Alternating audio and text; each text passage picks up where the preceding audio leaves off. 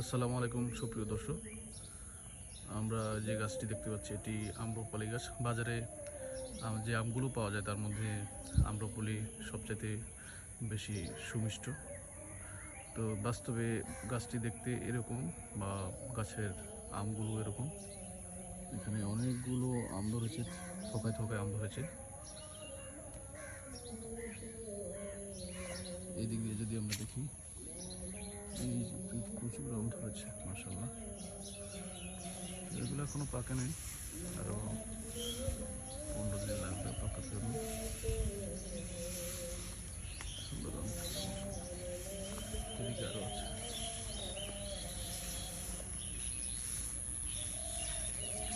অনেক আম ধরেছে মাশাআল্লাহ।